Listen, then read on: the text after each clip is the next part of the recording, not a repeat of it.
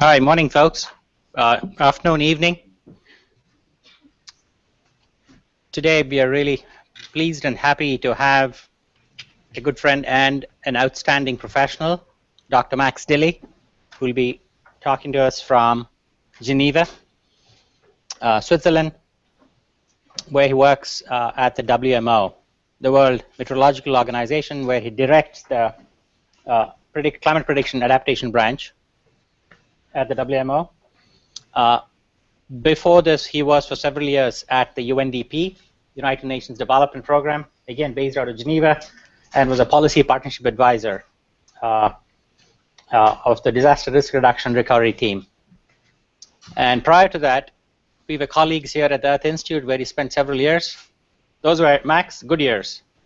Lots of kind of interesting kind of science done for kind of applications.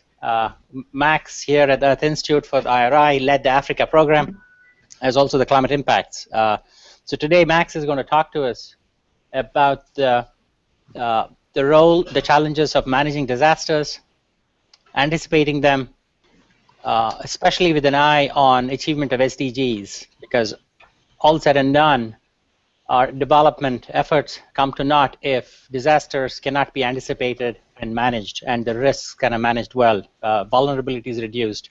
So I've asked Max to kind of take a step back and walk us through some of the theoretical foundations of disaster risk reduction, and then walk us through some very important declarations that parallel the SDGs, for example, the Sendai, before that the Hyogo. So he's going to kind of walk us through all that with a very broad remit. So Max, I totally leave it to you to frame this whole discussion.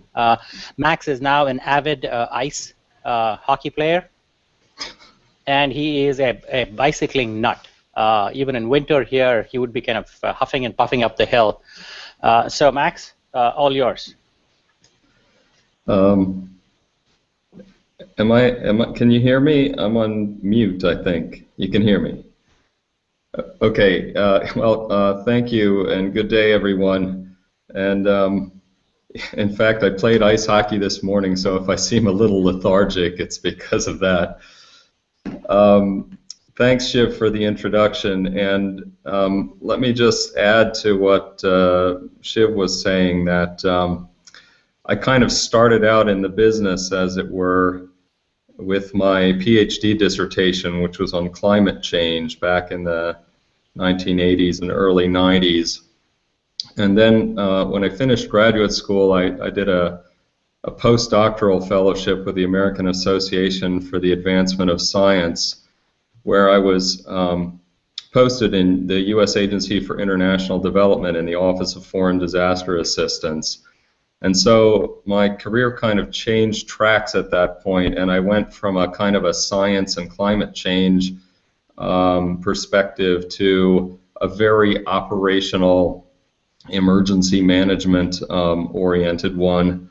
But this coincided with a shift, which I'll document later in my lecture, to a more preventative approach, which we now think of as disaster risk management or disaster risk reduction. And so I kind of lived through that change. I went from USAID to the World Bank, still working on disasters, and then picking up where Shiv left off, up to the IRI, International Research Institute for Climate and Society, as part of the Earth Institute. So more back on the climate side. And then to UNDP, which was a disaster focus, and now I'm here at World Meteorological Organization, focusing more on climate. So you can see I've kind of jumped back and forth between climate and disasters, science, practice, and now increasingly policy. So I hope that gives you an idea of where I'm coming from. Part of what I'm going to talk about is from personal experience, and then part of it is also from having been a part of shaping these developments, and also trying to keep up on the literature. So it's a perspective that comes out of all of that. So I thought what we could do is maybe cover sort of 4 areas, which are basically what Shiv described in the introduction. I'll talk a little bit about the theory of disaster risk reduction or disaster risk management and how you apply that theory to actually reduce disaster-related losses. And in the process, I can give you a little bit of a history of this evolution in the field. And then we'll look coming into the present day at how disasters and disaster risk and risk reduction is reflected in the Sustainable Development Goals. But the last two parts of the talk take it a bit further than the SDGs, because I'll try to argue that disaster risk reduction is being subsumed in the climate change agenda and in climate change policy, and I'll give some examples of that. And then I'll talk about what I think are some of the implications of that fusion of these agendas for disaster risk management going forward, and its role in sustainable development overall. So that's a bit of an outline there. I hope it'll help you kind of keep track of where we are as I go through it.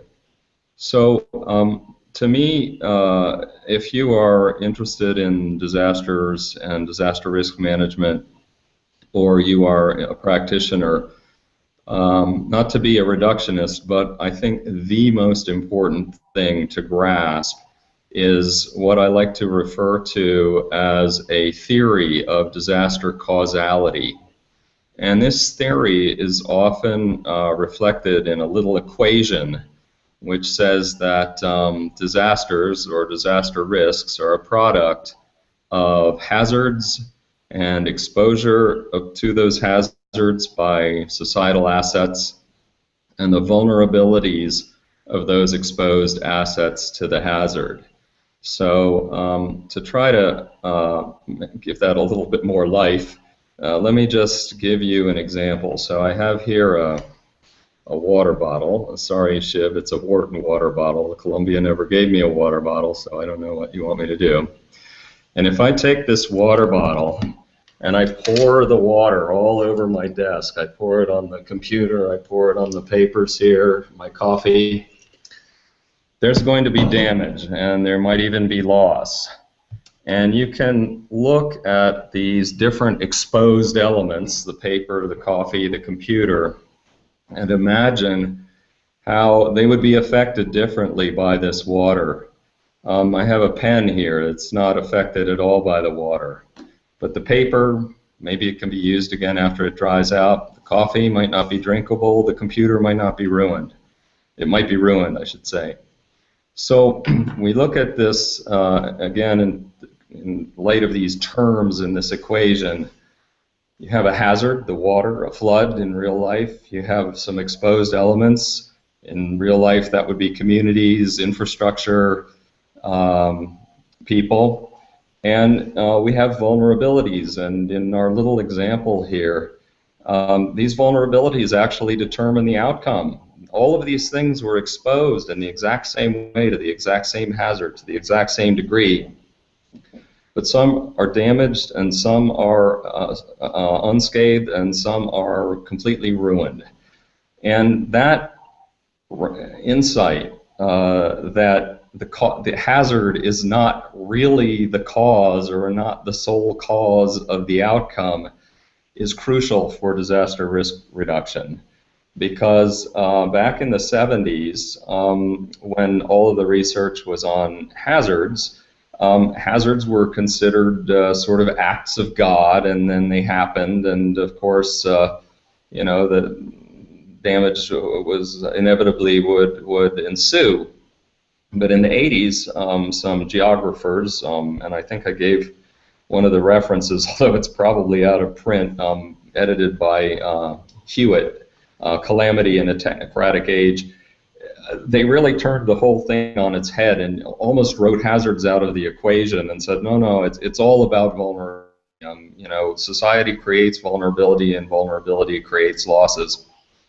And it wasn't until the 90s when some people kind of put this together and said, you know, if you can get the data on all of these three variables, hazard, exposure, and vulnerability, you can actually predict the risks of losses, and that's where risk really came into the picture. And risk, and there's another very interesting reference which I probably didn't put on the reading list, called The Remarkable History of Risk. The concept of risk dates back thousands of years, and the insurance industry is based on it.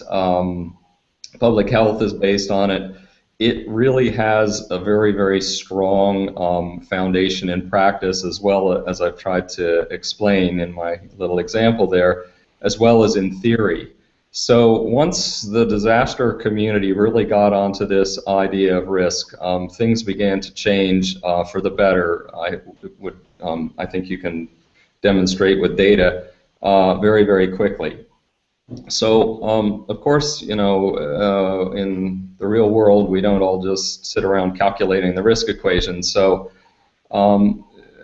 you have basically an application of that basic theory that can be divided into three sort of phases. And the first phase is what we call risk identification. So that, I may have given the reference on this. There was a report I was involved in there at Columbia called Disaster Risk Hotspots. We basically took the 6 or 7 major hazards that are involved in most of the disasters, and we calculated the risks for every sort of grid square on the Earth's surface. And you know, the areas that were the highest risk, we shaded red, and the ones that were the medium level of risk, we shaded yellow, and the ones that were the lowest level, we shaded blue, and anything else where there was no risk, because there was no exposure or no hazard, we shaded white. And so you can identify where the areas on the Earth's surface you're likely to experience the greatest losses by identifying what the risks are using the data on these three causal factors.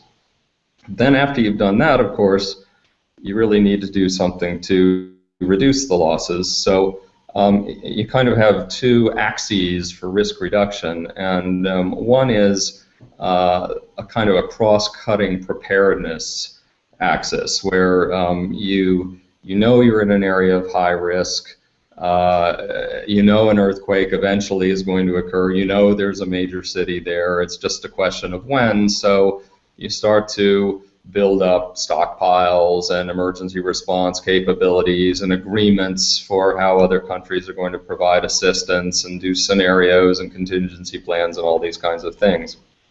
So you can do a lot with preparedness, but prevention really relies on a very widespread set of sort of, you know, 0.5% solutions or 10th% solutions across all the different sectors.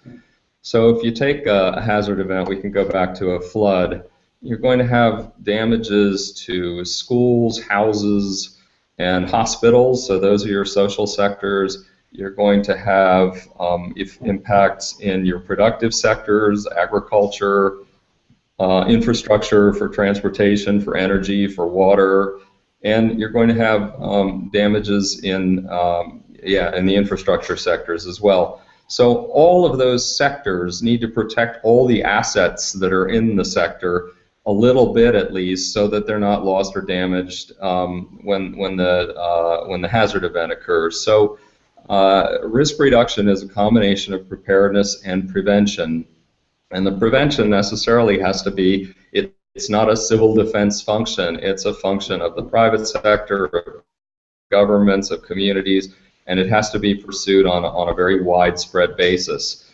And this is where the risk identification and the science behind it really plays a role, because once you've got scientific evidence that this is the X hazard is going to occur and the losses are going to be Y, it really creates a kind of an imperative for the different stakeholders to do something about it, and they can look around the world every year or two, there's some major disaster, and you can see the consequences of not having done so, and over time it has really changed the paradigm, and I'll demonstrate how that plays out in the policy domain in a moment. So these are the first component of risk management is risk identification. The second component is risk reduction. And the third component is what we call risk transfer. And risk transfer is basically financial mechanisms for getting rid of risks. So you can have insurance, you can have catastrophe funds, different kinds of ways of buying and selling and trading risk, so that if something happens, you're not left completely holding the bag, if that's the right way to put it, but somebody will pay you to help you recover. So you've got a nice, clean series of measures that you can take, and everything pretty much that's done in disaster risk reduction. Then, of course, you have the response and the recovery falls into one of those categories along that continuum. So you can sort of place, when you hear somebody's doing an early warning system, you say, aha, you know, that's preparedness, that's risk reduction. Or if they're retrofitting buildings, you say, ah, yes, that's risk reduction, that's prevention. It gives you a kind of a framework. And then I don't want to move on to the policy part before making a mention that an extremely important process which has been going on accompanying all of this is the one of capturing loss and damage on an event-by-event basis. And we still have a long way to go on this, but by now about 60 to 80 countries have databases in place, and every time there's a disaster, somebody gets the information about how many people were killed and how many houses, how many schools, how many kilometers of road, etc., and they enter that in the database. So if we keep doing this and we document the nature of the hazards and how many people and how much infrastructure was exposed, you can basically solve that little equation I mentioned for V. You've got everything else. You've got the losses, you've got the hazards, you've got the exposure, and you can calculate how much vulnerability must have been there in order to produce those losses. So we're even making some pretty decent inroads, I would say, on the whole evidence base for the application of this theory. All right, keeping an eye on the time, I'm going to move now from sort of the theory and jumping into the policy parts. And of course, I'm skipping over a library or two of practice material because there's an enormous literature on structural and non-structural measures for all kinds of risk reduction, as well as increasingly on risk identification and risk transfer. But that's obviously not going to fit in the short time we have here. So let's move on. Back, I mentioned, you know, sort of in a kind of simplistic way that the 70s was the hazard decade, and the 80s was the vulnerability decade, and the 90s was the risk decade. Well, around 2005, it kind of became official, and a transition from an emergency management-oriented way of dealing with disasters to a risk management way of doing it got adopted in a policy framework called the Hyogo Framework for Action. And the Hyogo framework got a huge boost with an unfortunate event, which was the Indian Ocean tsunami of 2004, which happened right around Christmas time on the 24th of December. And here you had the World Conference on Disaster Risk Reduction scheduled for January. So what might have been a sort of a mid-level policy event suddenly rocketed up on the you know, the priority list for many governments, and there was a huge turnout, and it got a lot of attention. And the Hyogo framework has, as its expected outcome, the substantial reduction in disaster losses. So it really has a preventative focus. And if we flash forward to this year in March, the Hyogo framework, 10 years having expired, we have a successor to it called the Sendai framework. And the Sendai framework still has, as its expected outcome, the substantial reduction in disaster risks and losses. So, you know, the focus has remained the same. And you will see, if you take a glance through the Sendai framework, that these elements I mentioned of risk management are written right into the text. Its priorities include things like understanding risk, which is risk identification, risk reduction for resilience, okay, that's risk reduction, risk transfer and insurance is in there, and of course preparedness for response. So all of these elements are actually kind of enshrined now in the policy. And not exactly because entirely of the Hyogo framework, but because of the fact that it actually works. Many countries, including some extremely hazard-prone ones, have been making dramatic reductions, at least in loss of life due to hazard events. So you can take a case like Bangladesh. Back in the 1970s, there was a cyclone, I forget the name, it had something like 300,000 casualties. And by the 1990s, you'd get a cyclone, and it's more like 4,000. It's just an enormous drop, and that drop, was part of a trend that was also true and reflected in intervening cyclones over that 40-year period. I won't give you tons of examples, but even countries that you'd be surprised. Take Ethiopia. In Ethiopia in 83, 84, there was a drought, and it was part of a major famine event that occurred across the Sahel and into the Horn of Africa. And you had as close to the exact same drought as you can kind of get in nature in 2011 to 2013. And Ethiopia was actually hosting refugees coming out of Somalia who were experiencing famine because of the drought. So even a country like Ethiopia, which is one of the, the LDCs, if they really work at it as they have done over the past 40 years, they can make a dramatic turnaround in the outcomes that they experience, even in the face of a very similar hazard event that previously was very devastating. Excuse me one second.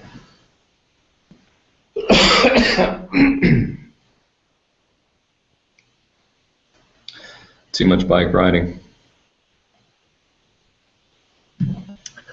Okay, so and globally, you may have come across the International Strategy for Disaster Reduction's global assessment report that they do every 2 years. There's been a trend globally for decreasing mortality, but the trend for economic losses, and especially economic losses in relation to GDP, is still going up. So progress has been made, but there's still more to do. And that brings us to kind of the third section of the talk, which has to do with DRR in the Sustainable Development Goals. So I'm just going to I've got them right here in front of me, and I'm just going to give you a couple examples. Now, there is no disaster risk reduction sustainable development goal. But if you look at the first one on ending poverty, one of the targets is reduce the exposure and vulnerability of the poor to climate-related extreme events. Exact same terminology as what we would use in disaster risk reduction. On ending hunger and food security, that's the second one. Strengthen capacity for adaptation to climate change, extreme weather, drought, flooding, and other disasters. They should have said other hazards, but you get the point. 3, healthy lives. Early warning, risk reduction, and management.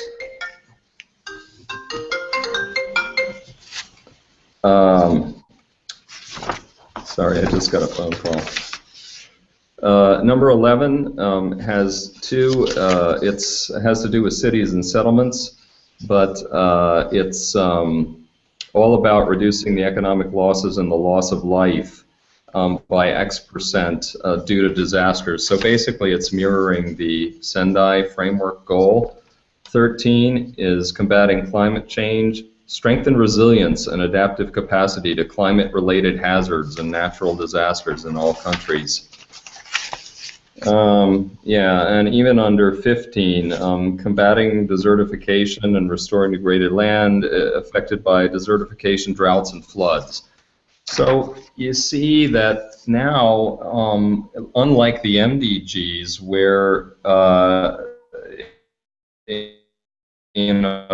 there was hardly a mention of disaster throughout the SDGs, and I think that's because it has been realized that in some parts of the world, unless you are managing risks related to natural hazards, extreme climate events, call them what you want, you are going to have difficulty achieving the SDGs. There are parts of sub-Saharan Africa, for example, the semi-arid zones, where there is so much interannual variability of rainfall that you're getting a drought or a flood sort of 1 or 2 out of 4 years. And unless you can take account of that and manage that as part of your development plan, you're just going to experience one loss event after another. Excuse me. And as you go around the world of, the world risk map, there are eastern coastal areas that are affected by cyclones. There's the ring of fire, so-called, around the Pacific Rim that has earthquakes and volcanoes. And it is now sort of recognized in those high-risk areas that risk reduction is an essential part of development, and I think we see that in the SDGs. So it's either because of, sort of repetitive, sort of medium-scale events, or every once in a while a really massive one. And when you think of a country like Haiti, for example, and what happened in the earthquake there, you can see that it's just probably a generation almost is going to be lost due to that. So Fukushima in Japan is another one. When you really have a big one, it truly can be devastating. So we've seen this rise on the agenda, the development agenda of disaster risk reduction, and also I think maybe I'm not unique in development, but certainly a very attractive feature of it is it demonstrated to work. It's got science behind it. Now let me turn to where we are currently, which is disaster risk reduction and the climate and policy agenda. Here's another statistic for you. Over the 20th century, disasters involving climate-related hazards, hydrometeorological hazards, accounted for 3 times as many deaths, 9 times the economic losses, and 55 times as many affected people as all the other hazards combined. So when you're talking about disaster risk management, you're not talking exclusively about climate risk management, but it's a big piece of it. The overwhelming majority, I would say. The earthquakes are more localized and they're not as frequent. Volcanic eruptions, again, affect air traffic and so on, but less frequent. So landslides, very local. Meteorological ones are the ones that are occurring every year and everywhere almost, and so they're accounting for a big part of the losses. Now, the big policy context, of course, for climate change, and this is, we're talking about next week, the biggest event in the UNFCCC history will start, the 21st Conference of Parties in Paris. That means there have been 21 Conference of Parties, 20, I should say, before this one, since the UN Framework Convention on Climate Change, or UNFCCC, got started.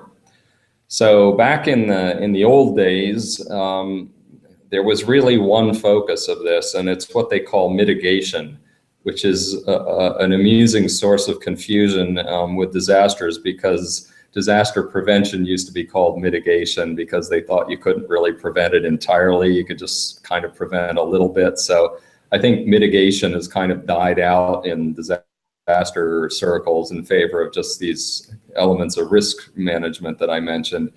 But it has been since day one, and rightly so, the foundation of the UNFCCC's work. And of course, mitigation in that context means reduction of greenhouse gases. There is or was a very minor addendum, a footnote to that, which was the idea of adaptation, that we won't necessarily be able to stop climate change from happening. So if whatever we can't stop, we need to adapt to.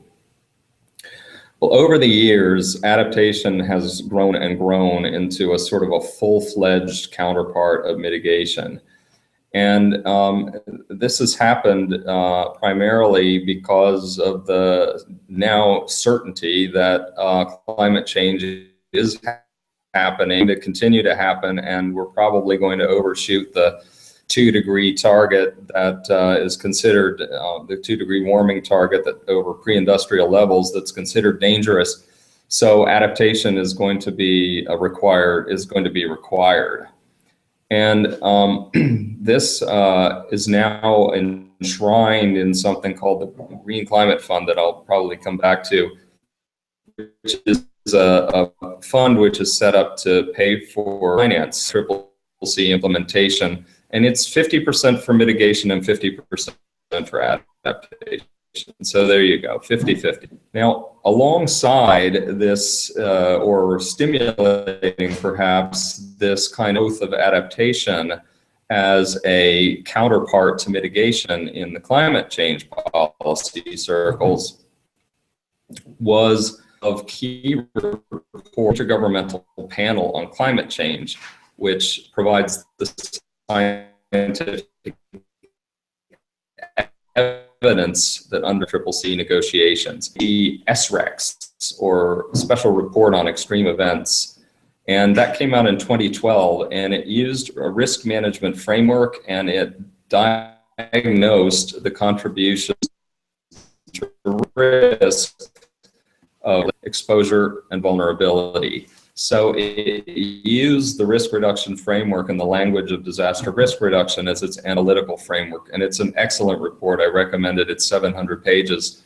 I laid in bed one day and just with my laptop on my chest and paged through it. And really it was a very, very significant piece of work.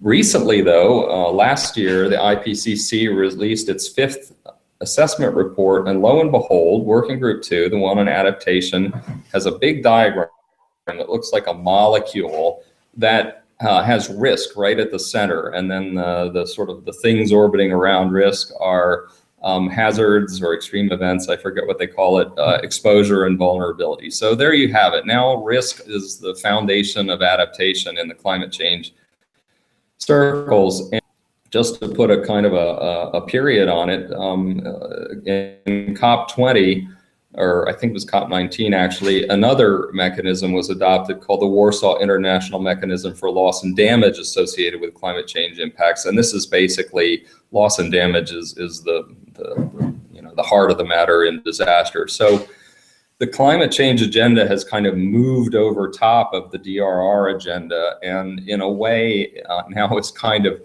subsuming it. And I don't want to call the Sendai framework a sideshow, but you're not going to see 130 heads of state at the Sendai conference, but you're going to see them at COP21. So it does give you an idea about, sort of the levels here of policy priority that are being accorded these two frameworks. And the fact that the future of the planet is tied to the climate agenda probably helps the cause a little bit in terms of the attention on risk. So I'm just going to kind of wind up here because I want to allow some time for questions, but a couple concluding thoughts, and I'll just do a little summary also.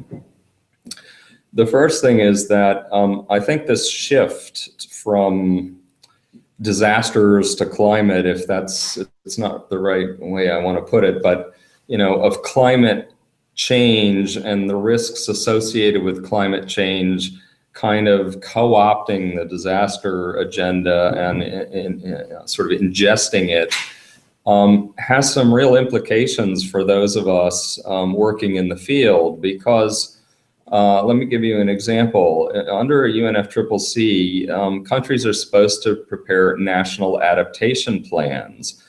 And those national adaptation plans are intended to provide the basis for the formulation of adaptation projects or measures or plans or strategies. And those plans and projects and so on are supposed to be what's financed with the Green Climate Fund. And the Green Climate Fund is supposed to come up to be $100 billion. So we're talking about a rather large scale level of effort that a national adaptation plan provides the basis for. So if you've done your risk assessment right and you get your risk assessment into your NAP, you have reason to believe that you might get some serious financing, you know, for the measures that are and as being the ones that would really address the risks. And as I've, you know, argued in the case of the IPCC AR5 report, risk management is now the central pillar of adaptation. So you have free reign to apply the whole theory of risk analysis, risk reduction, risk transfer, and build it right into your NAP if you have that perspective and you have the technical capacity to do it. And so the theory now is really hooked to the NAP process, and the NAP process is what's supposed to be driving the financing, and the financing is supposed to be what's paying for the actual measures. Now, I'm not sure any of that is really happening, but on paper, that's how it's supposed to work. I mean, it's happening. Whether it's connected in that way, that's more of a question. So here at WMO, we have something called the Global Framework for Climate Services, and I won't go into what that is. It's a big member state initiative that focuses on 5 kind of climate sensitive sectors or areas, and those are agriculture. It's almost the same ones as in the SDGs: agriculture, water, health, energy. And energy is interesting because it's part mitigation and part adaptation. The mitigation part being that solar and wind and hydro are all very climate sensitive. So having climate services to help manage those resources and promote their adoption is making a contribution to the reduction of greenhouse gas emissions, because you can have a greater percentage of your energy mix coming from these climate sensitive renewables. So, energy is the 4th one, and then disaster risk reduction is another one of the priority areas of the global framework. And so you have a member state governing body called the Intergovernmental Board on Climate Services, and you have a partners advisory committee with every UN agency you've probably heard of, plus the World Bank, plus the European Commission, and others. And so it's, in my way of thinking anyway, the only framework that's really of sufficient scale and scope to really kind of try to bring all of these disparate efforts together and put in place these kind of comprehensive approaches that, as I mentioned earlier, you can't solve risk with a series of one-offs. It has to be a very broad-based thing that deals with all of those sectors in a holistic way and has risk identification and reduction and transfer. So the GFCS is the framework that we're using to try to guide the implementation of climate change adaptation and, to a certain extent, disaster risk reduction, including under the UNF, in support of the objectives of the UNFCCC. So, there's, of course, we're adjusting to what I see as a transition of the focus into the climate agenda, and of course the SDGs are very linked to that as well. So I won't go any further on the practical aspects. Let me just maybe summarize 2 or 3 points. I think, first of all, disaster risk reduction has now, with the SDGs, become a broader based thing, risk management for development. And it's really succeeded in moving away from emergency management and becoming sustainable development is pursued. The second point is there's now this fusion of the disaster risk reduction agenda and the climate agenda. And the climate agenda has now become, I would argue, kind of the center of the action, including the center of where all the money is going. So I think I've probably hit the 45-minute mark or thereabouts. So perhaps I'll stop there. And I understand there's a kind of a way of getting some questions here, which I'm happy to do. Thanks, Max. Before we do that, let me start off with a question while you set up the Google Hangout questions. We have across the MDP network, both at Columbia and other places, we have people who are really focused on development practice, both kind of as policy analysts and as practitioners. So could you kind of walk us through this whole kind of flotilla of UN agencies, both specialized ones like WMO, WHO, FAO, WFP, and then the non-specialized ones, which are very large, like UNDP. A smaller one is UNEP. Then you have the multilateral banks, the World Bank Group, then the regional development banks, and so on. What would be their kind of specific role? Because they are, you find them everywhere. You find them participants of both kind of framing this international discussion dialogue, as well as partaking in the cake that follows. What is the role, and as development practitioners, how does one find one's way through this this kind of barrage of both international and then the counterparts nationally? What would be your kind of practical advice?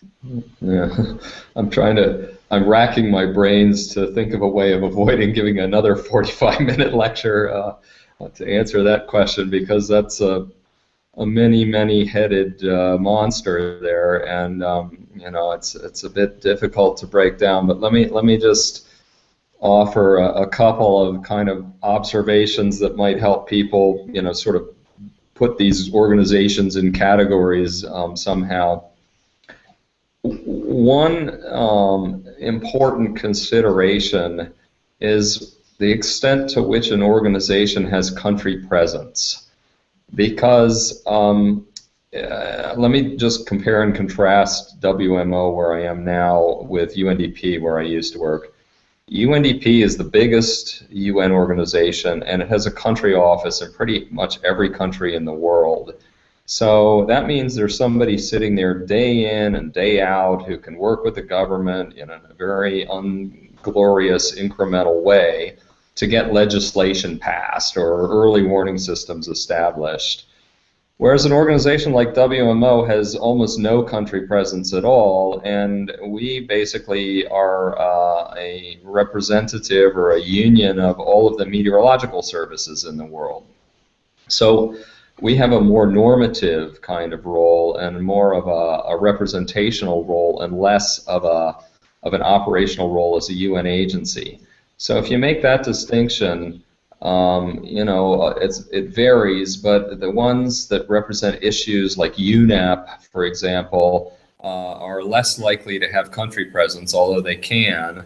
And other ones that are very operational, like World Food Program and FAO, are going to be present at least in many countries, because that's the only way you can really work on agriculture. So there's the resident organizations and the non-resident organizations.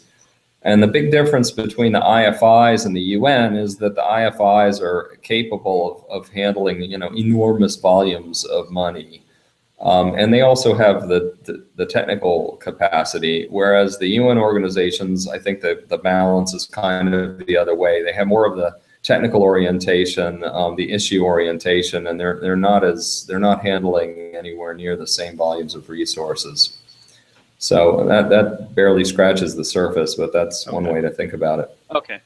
No, thanks, Max. Wait, can you see the? Okay, if you want to. Sorry. Just push the QA on his. He has to. Yeah. You have to push the QA button. Yeah. Okay, that's fine. Nothing came up here. All right. Okay. Yeah, I see some questions here. Yep. And if some of the questions are not to your taste, you can just make up a question as you go along, and claim that it is on your screen. Okay. Oh, here's a great question. So the one I just made up. Yeah. All right. Sorry, just give me a minute here to scan through these, and I'll try to look for a couple that are, kind of related. So, yeah. I'm tempted to jump right on this data one. Yeah, go ahead. Yeah, okay. Let me come back to this big data question, because it's partly, sort of an obsession of mine, and partly I try to tell myself that it's an obsession because it's extremely important. And basically, you have a thing like the Sendai framework saying, okay, we want to achieve a substantial reduction in disaster losses, and you get 150 countries saying, okay, yeah, we want to do that. Well, how do you know if you really are achieving a substantial reduction in disaster losses?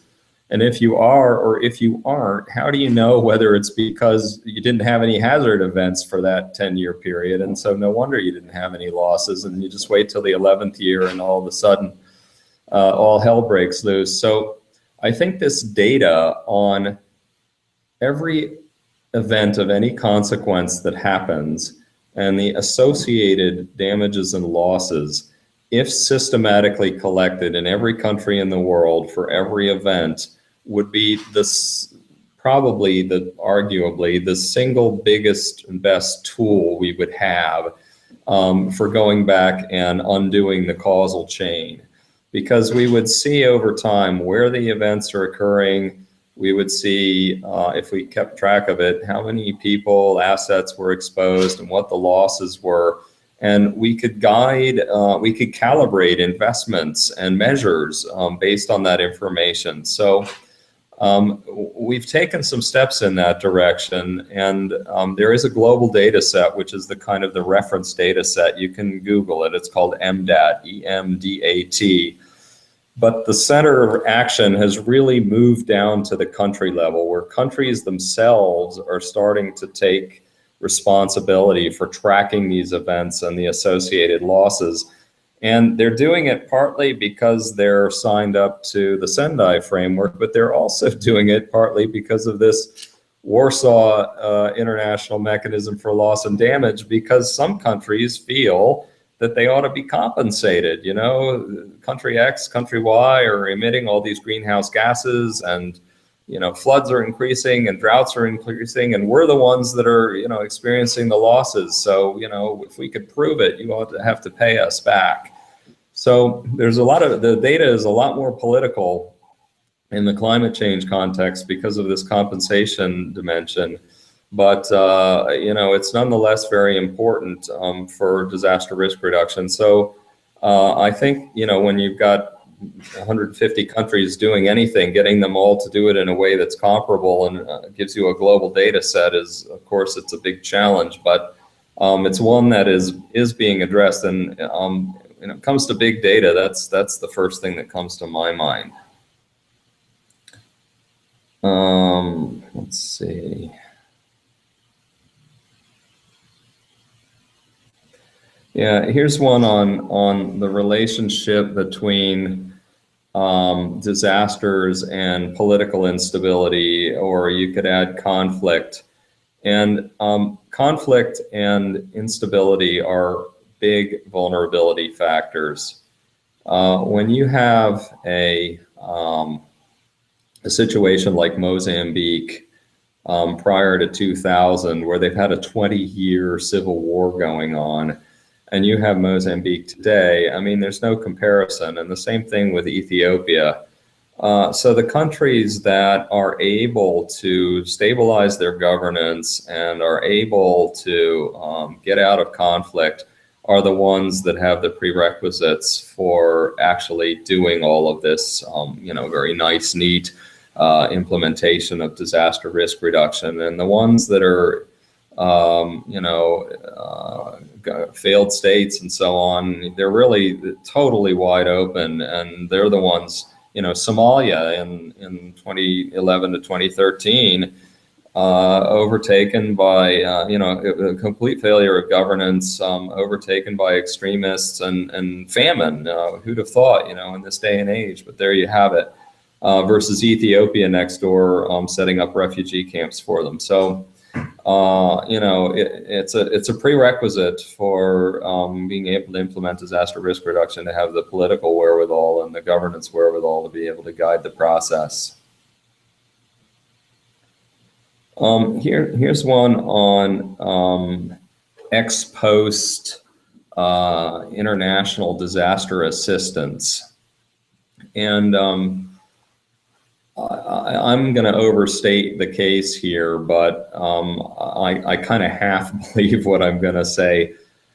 I think that especially as the emphasis on risk reduction increases, that international aid becomes almost a liability. And the chaos, I mean, you know you're in trouble when you've had a major disaster and you become a five-ring circus, a media circus of international aid agencies piling in. That's when you know you really are, you know, at the lowest ebb, because countries that are pursuing risk reduction very vigorously are often inclined to say, and I'm thinking of Chile and the earthquake that they had back in, 2010, was it?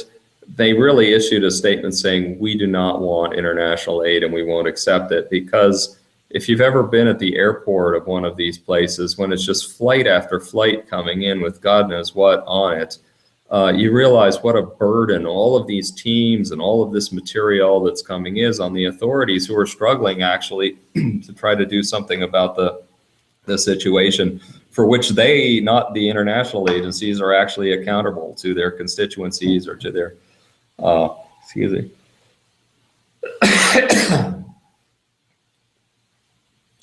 Sorry, to their ministries or whatever. So I really, you know, of course, when you have a conflict like in Syria or something, this is a different story. I mean, this is you know, a situation where international aid is clearly needed, and there are other major disasters where this is the case. But I think very often the international aid is at best a two-edged sword, and it causes a lot of problems for the recipients when they have to try to deal with it.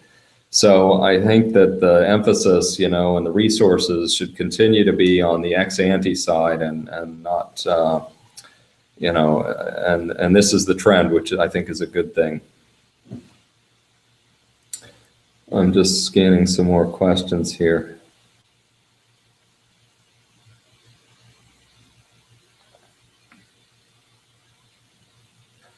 Oh, yeah, here's a good, I mean, this is a question about, wouldn't it be better to have one target labeled disasters rather than having it sprinkled throughout the SDGs? This was debated extensively, and I think personally we kind of came out with a good solution.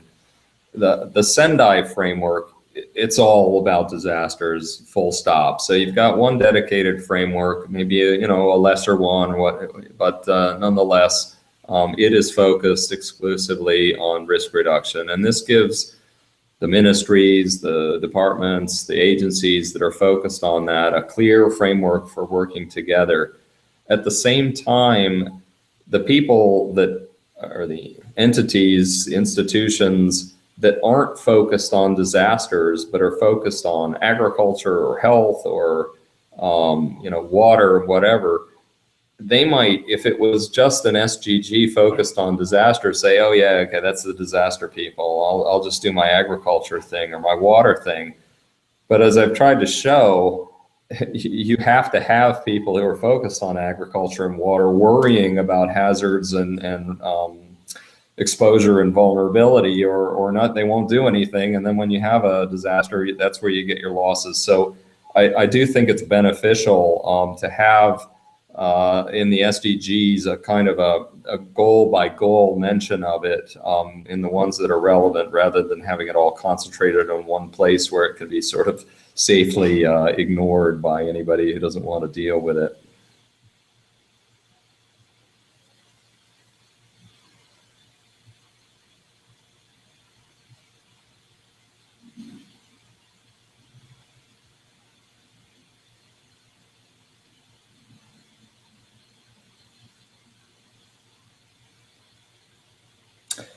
Yeah, here's a question about incentives for disaster management, or you could say risk management, and is there a point where incentivizing the countries can become unethical?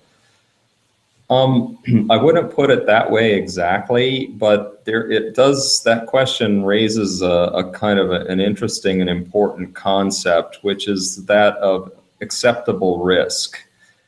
And when you take a country like Ethiopia or Mozambique or Bangladesh, any of the ones that I mentioned that are very hazard prone, it's not the only issue, the only development issue that they have. I mean, what about girls' education? What about mother-child health? What about all these other very important development priorities? And theoretically, if you had unlimited resources, you could reduce risk to negligible levels. Everybody lives in a bunker, and all the infrastructure is completely hardened, and you've financed so complete replacement costs.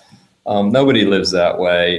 We all take on and experience a certain level of risk, and we take precautionary measures, and we have life insurance or health insurance, but something could still happen, and we could still pay a price. So that level of acceptable risk is contingent. There's no sort of magic number that says, okay, you need to reduce your risk to a certain maximum probable loss. Some countries, because they have other priorities, need to focus on those priorities and balance how much they invest in risk management with how much they invest in these other things. So it's a component of development, but you can't overdo it. So I don't think it's a matter of ethics exactly. I think it's a matter of sort of good judgment. And up until now, anyway, I think more or less there's been a tendency to err on the side of underinvesting in risk management, because it's a sort of a quirk of human nature that nobody thinks about the worst until it actually happens, and then you're sorry. So the advocacy part has been helpful in kind of mitigating against that tendency. But there are countries now that are adopting policies of zero deaths, and okay, wow, that's laudable, but is it really realistic, and are they over investing? It could start, the tide could start going a little bit maybe overboard, if this trend keeps continuing. Let's see. Here's a question that I think is useful to discuss, because it's could DRM be used to observe, reduce, and manage risk from political changes, revolutions, uprising, coups d'etats, etc., before they occur? I think I followed this literature and this debate for some time now, and I think I've come around a little bit to acknowledging that there is some relationship between hazards and conflict. And let me give you a concrete example. I was out in Chad, which is right next to Sudan, which is, as you know, there's been a hot spot of conflict for many, many years. And when you have a drought, I heard from the women that I was talking to, they have to go farther for water. And as they go farther for water, they encounter desperate people who have been displaced by the drought that are kind of marauding around who are in that area, and it's a personal security risk for them. So you can see that there's a drought security link very clearly in such a case. And you can sort of extrapolate from that to drought as a recurrent phenomena that could be destabilizing politically in a place like Syria, for example. Now, where I think you go too far is where you start trying to draw simple causal relationships between drought and outbreaks of conflict. And you do see a lot of literature making these kind of claims, but I think you need a lot of data before those correlations really start to show up, and you need a lot of kind of causal, sort of causal.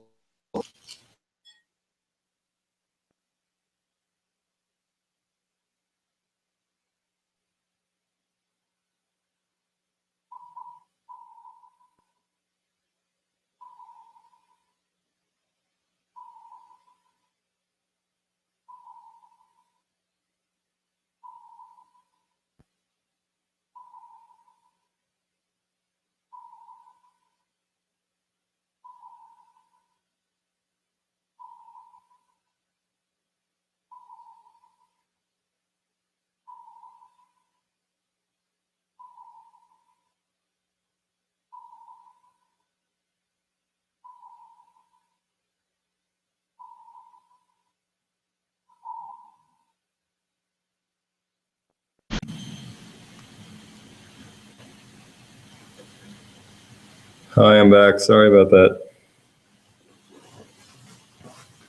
Can you hear me? Yeah, hi, Shiv. Sorry about that. No problem.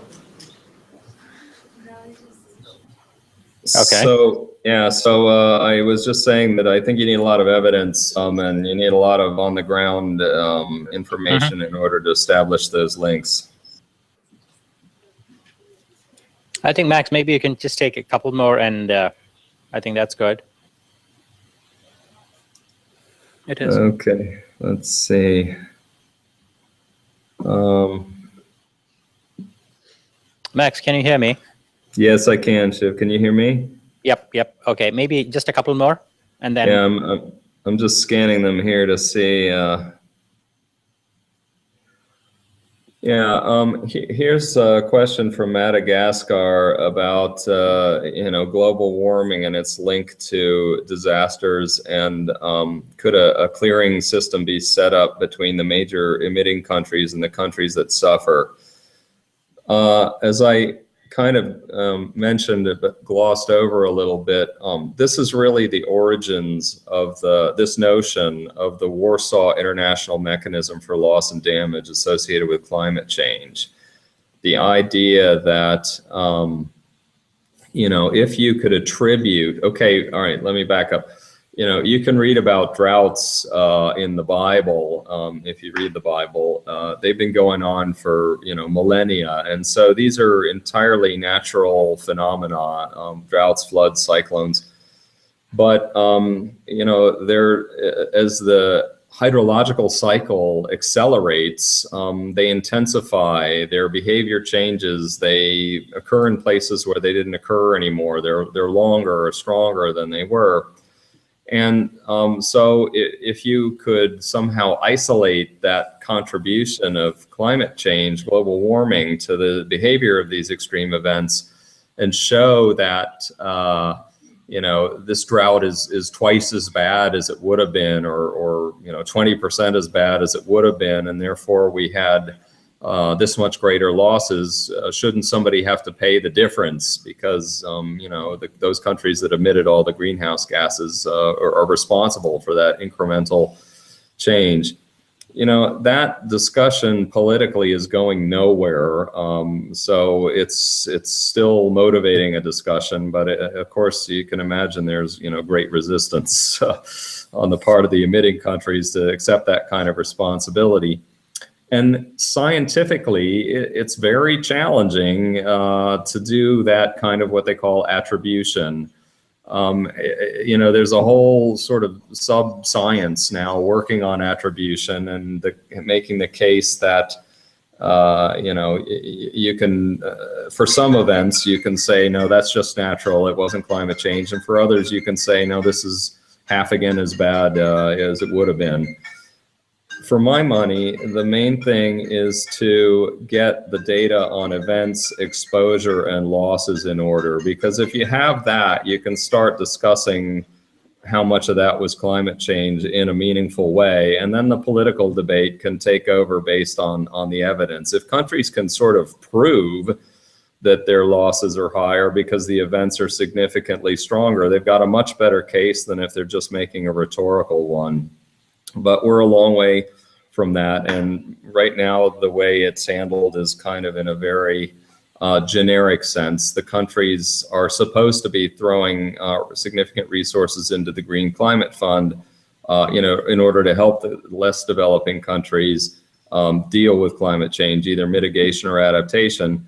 Well, that fund is supposed to be 100 billion, and right now it's 10 billion, and it's not even clear whether that 10 billion is really all there or not. So you can see even that much level of responsibility taking is a bit slow in arriving.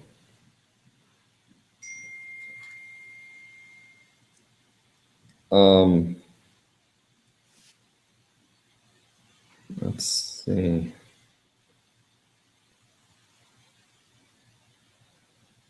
I'm going to make up my own question here, which is I was reminded of by a question about the IPCC scenarios. For those of you that have read any of the IPCC reports, you know that there's a very kind of complex modeling exercise which uses different rates of emissions of greenhouse gases and calculates how much global warming will occur if it's, this level of emissions or this level or X level. And I think AR5 is an absolutely brilliant attempt to really show, for different levels of emissions, how much temperature increase will likely occur and how much risk that contributes to. And they've gone to great lengths, to kind of spell this out. So if you read the synthesis report, you can see how the logic works. But what's interesting is that as we go around the world, kind of helping countries implement the global framework for climate services, which I mentioned, we're getting a lot of requests now for climate change scenarios for more kind of operational reasons, not for policy reasons, but countries that are planning hydropower installations or doing their development vision for 2030 are realizing that they can't do these kinds of plans and strategies and so on without taking climate change into effect. So there's in these terabytes of GFCS runs for the IPCC, there's a sort of a gold mine of coverages that could be used to help evaluate risks of certain scenarios that would be problematic or beneficial for different kinds of decision-making contexts. And I think this is a kind of an interesting new area that will probably become more and more kind of in demand as we go forward, is repurposing those IPCC runs for decision support. Okay, so thanks. Thank you, Max, for a really good kind of walkthrough on all aspects of disaster risk, conceptions of risk, vulnerability, exposure to hazards, and then now where we are in terms of these international framework conventions from Sendai through to Hyogo. Thank you again, and thank you for also answering all the questions. And it's kind of now, it's really to broaden the conceptions of risk. It seems odd to tell you to stay safe in Geneva.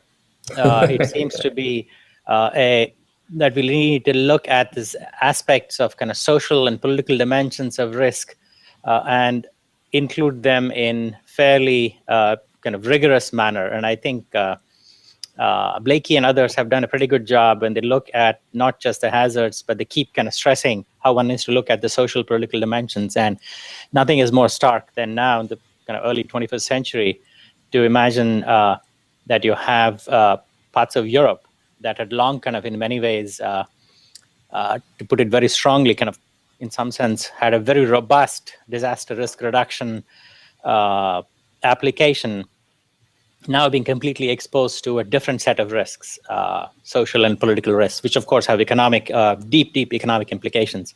So anyway, so stay safe in Geneva, just stick to your ice hockey and others locally. So anyway, so thanks again and hope to catch up with you soon. All right, so thanks again. Yep. You're welcome, and bye everyone. Nice to do it. Thanks again. Okay, see you, Shiv. Okay, bye-bye. Bye-bye.